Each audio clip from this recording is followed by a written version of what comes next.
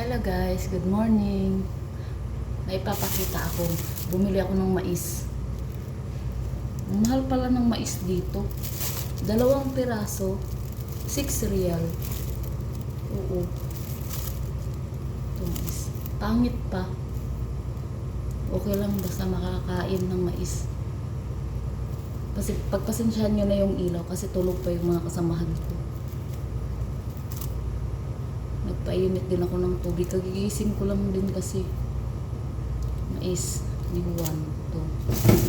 2 ang binili ko. Lamig. Kasi magkakape ako.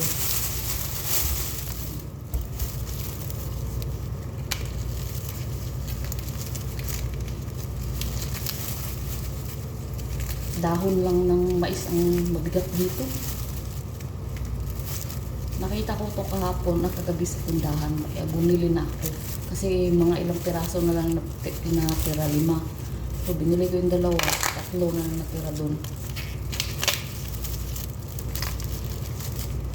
Kain din tayo kahit mahal.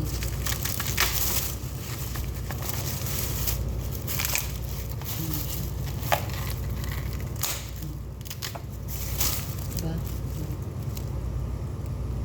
Tanggalin natin yung mga bungot-bungot sa gabal. Siya gabal. Tapos lagyan natin ng tubig.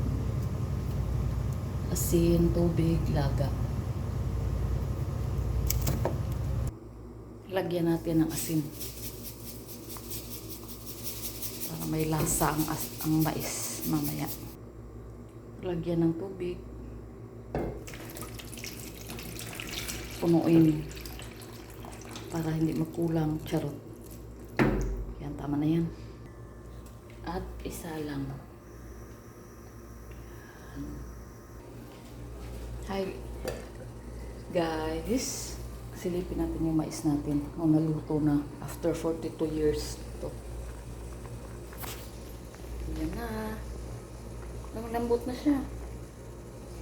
Oh, kambot na. Ayan na, luto na. Luto na siya.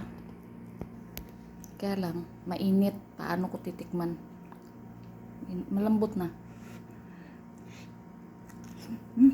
Mainit.